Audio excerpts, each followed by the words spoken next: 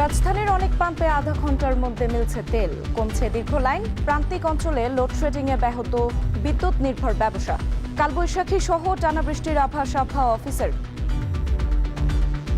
4 দিনের জন্য সেটা রংপুর, ময়মনসিংহ এবং সিলেট বিভাগে ভারী থেকে অতি ভারী বর্ষণের সতর্কবার্তা দেওয়া হয়েছে। 28 এপ্রিল রূপপুরের প্রথম ইউনিটে ফুয়েল লোডিং শুরু।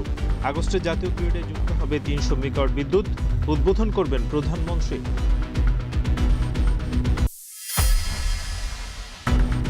পরিবারের কাছে মৃত আফরোজা 10 বছর পর জীবিত ফিরলেন সৌদি থেকে। দূতাবাসের বিরুদ্ধে উদাসীনতার অভিযোগ। নির্যাতনের শিকার হয়ে লেবানন থেকে ফিরলেন সিলেটের রহিমা।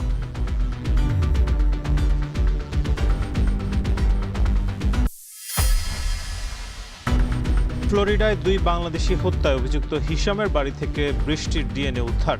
24 ঘন্টায় মেলেনি বাকি দেহাবশেষ। সন্ধানে চলছে বিস্তৃত তল্লাশি।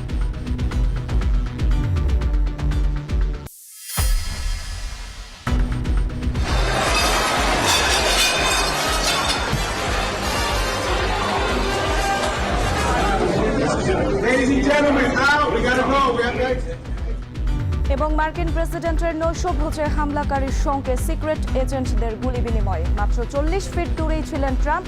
দ্রুত সরিয়ে নেয় নিরাপত্তা বাহিনী। বন্দুকধারীকে মানসিক বিকারগ্রস্ত বললেন ট্রাম্প।